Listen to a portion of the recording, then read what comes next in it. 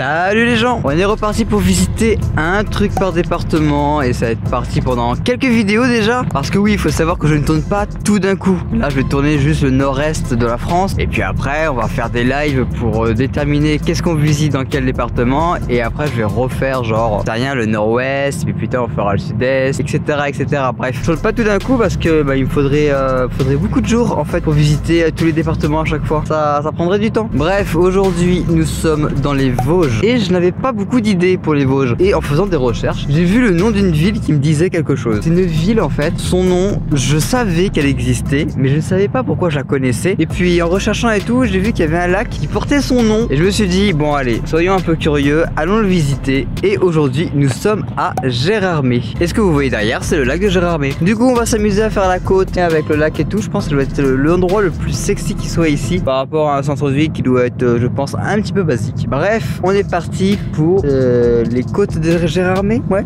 on va dire ça comme ça. Ça me semble pas mal.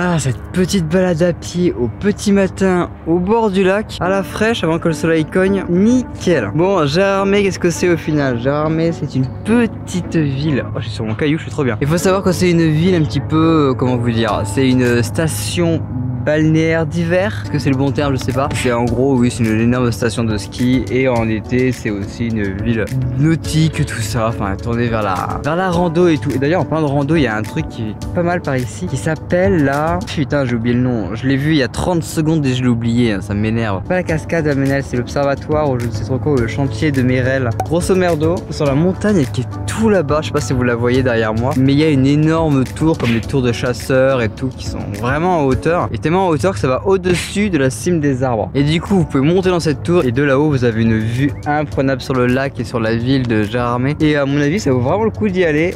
Pour moi, ça fait un petit peu loin, vu qu'on a quand même beaucoup de choses à faire aujourd'hui. Mais si vous venez ici, allez-y, vraiment. Allez vous faire une petite balade par là-bas, ça a l'air trop cool. Enfin bref, je vais continuer ma petite balade et puis on se retrouve un petit peu plus tard. Bon.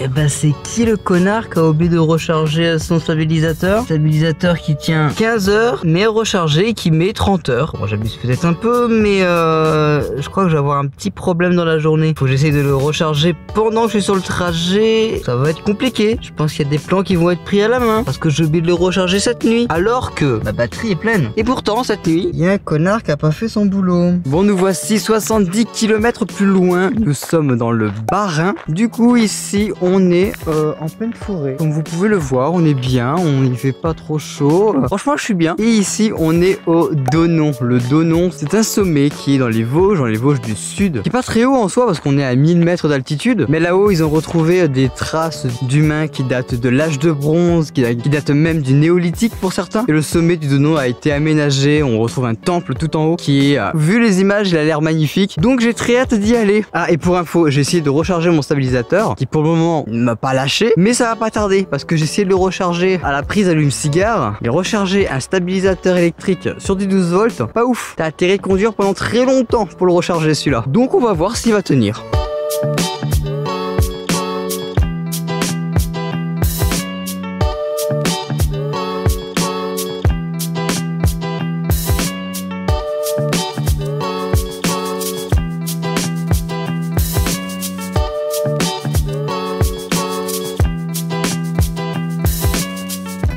Ok, c'est que 1000 mètres d'altitude, mais bordel, ça monte. Ça reste quand même assez épuisant, hein, parce que le chemin est cassé et tout. Et il y a une bonne montée, en vrai, hein. 1000 mètres d'altitude, t'as l'impression que tu pars de 0 mètres tellement que ça fait que de monter. Le chemin, en plus, regarde comme il est tout cassé et tout, le chemin là. En vrai, c'est trop bon, ça fait du bien. Bon petit décrassage là. La douche va être bonne ce soir, je peux vous le dire.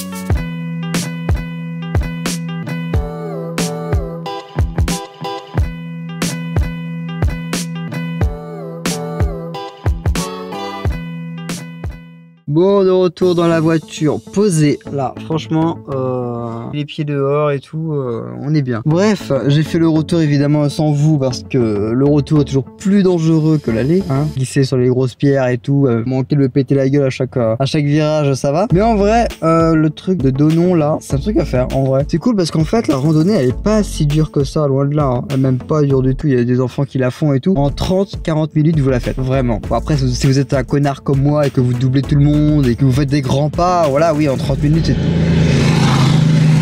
les motos m'ont explosé les oreilles. Donc ouais, du coup en 30 minutes c'est fait si vous speedez, mais d'où le fait que j'étais en nage pendant la vidéo, évidemment. Mais non, si vous le faites tranquillement, en 45 minutes, vous y êtes en haut. Et là-haut, le temple et tout, et la vue, vous l'avez vu, hein, c'est incroyable, c'est trop stylé. Bref, on va valider un dernier petit département. On va en Meurthe-et-Moselle. Ouais, en Meurthe-et-Moselle, et je vais vous raconter, une fois arrivé là-bas, l'histoire de la Meurthe-et-Moselle. Pourquoi ce nom de département? Je vais vous l'expliquer quand on sera arrivé là-bas. Ouais, j'aurais pas l'histoire pour tous les départements non plus, mais là c'est historiquement c'est intéressant et c'est un petit peu lié au territoire de Belfort, vous allez voir. Ça y est, nous sommes arrivés à Lunéville. Lunéville, le chef-lieu de la Meurthe-et-Moselle. Et donc pourquoi ce nom Meurthe-et-Moselle? Tout simplement, il faut savoir qu'à la base il y avait deux départements, il y avait la Moselle au nord et la Meurthe qui était au sud. Sauf que comme pour le territoire de Belfort, en 1871 la Prusse a envahi la France et du coup cette conquête a fait que les départements de Meurthe et de Moselle ont été tous les deux scindés en deux. Et dans les deux parties qui restaient françaises, donc en Meurthe et en Moselle, ils ont décidé par la suite de créer un département qui allait s'appeler justement la Meurthe-et-Moselle. Ça a duré jusqu'en 1919 où les deux autres morceaux de territoire sont redevenus français et quand ils sont redevenus français, on les a pareil fusionnés et on a créé un nouveau département qui est devenu la Moselle. C'est-à-dire qu'aujourd'hui, si vous regardez une carte française et que vous regardez la limite qu'il y a entre la Meurthe-et-Moselle et la Moselle, et ben vous avez la délimitation de l'Empire germanique. Par la suite, 20 ans plus tard, avec l'Allemagne nazie qui a reconquis la France, ils ont repris les mêmes délimitations pour délimiter l'Empire allemand sous le régime nazi. Ah, je vais me mettre un petit peu à l'ombre parce que là...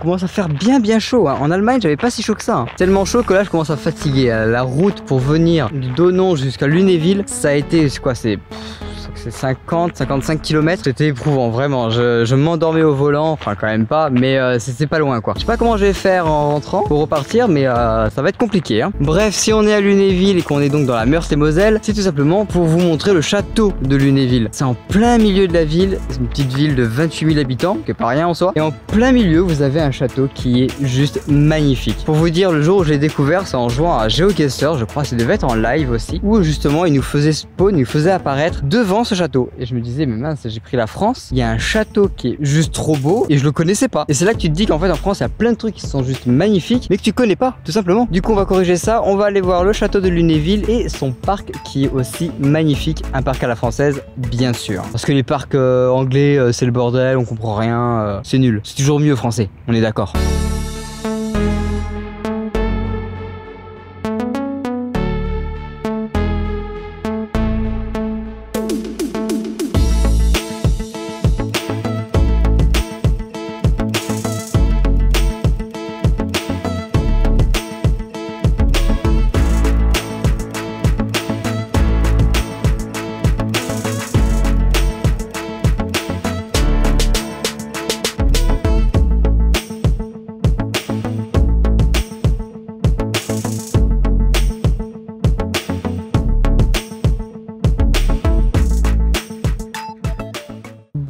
J'en peux plus, je me suis posé sur un banc en mode je suis éclaté, vraiment. Du coup, 2-3 infos quand même sur le château de Lunéville. Faut savoir que c'est un château donc du 18e, tout début 18e siècle, construit par je ne sais plus qui, donc je vous l'écris juste là. C'est un duc de Lorraine parce que c'était le château des ducs et duchesses de Lorraine. Et il est tellement beau que devinez quoi, il est comparé à Versailles. Encore un qui est comparé à Versailles, c'est le Versailles lorrain. En fait, dès qu'un château est plus ou moins beau, on dit ah dis donc c'est le Versailles de tel endroit, hein. C'est fou hein. C'était où aussi qu'on avait dit ça là? C'est pas à Dresde qui le comparait à Versailles ou un truc comme ça. Ah non, il était envieux de Versailles, c'est différent. Là non, c'est un duc qui s'est fait son kiff, il a fait son château, là ici en plein milieu d'un village. Ou alors c'est le village qui a été construit autour du château. C'est un peu plus probable, je pense. Je crois qu'il y a la fatigue qui parle là, je parle pour rien dire. Ça commence à se sentir un petit peu. Hein. Bon, je suis tellement fatigué que je me suis garé sur une place handicapée. Le sigle que vous voyez là, c'est un sigle. Le sigle de handicap, vous savez. Mais le pire, c'est que j'aurais pu le voir par moi-même, c'était un petit peu écrit. Bref, crois que j'ai vraiment besoin de sommeil, hein. Ça devient compliqué, hein. Bon, il est 19h30. J'ai conduit 50 minutes et j'ai ressenti la fatigue. Du coup, je me suis dit, on va s'arrêter à 1 heure de repos. Hein, ou 1 heure de repos d'ailleurs. Enfin bref, on s'arrête un petit peu et puis bah, on va essayer de dormir une vingtaine de minutes pour être bien. Voilà,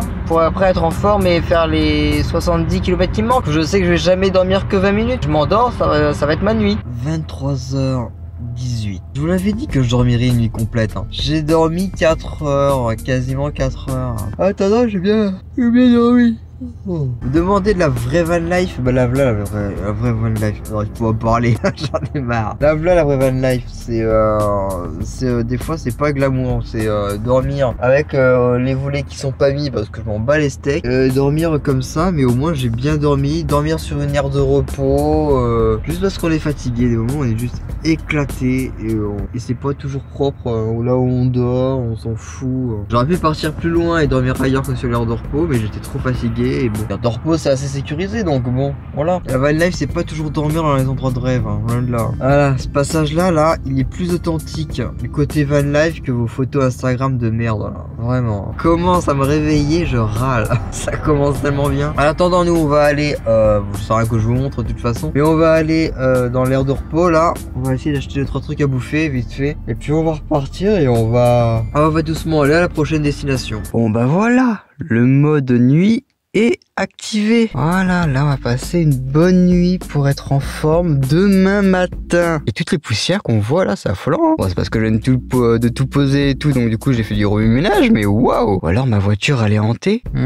C'est peut-être ça, hein. Je crois que là je dors dans l'endroit le plus sécurisé où j'ai pu dormir. Vraiment. Je vous explique tout ça demain pour moi, mais pour vous ça sera la semaine prochaine en vidéo. En attendant, bah moi je vais me reposer. Voilà. Passionnant, non? Bon, en attendant, vous savez comment soutenir la chaîne comme d'habitude, petit like, partage si vous voulez, l'abonnement aussi, et puis petit commentaire, ça c'est toujours cool. Puis on se retrouve bientôt en vidéo. Allez, ciao.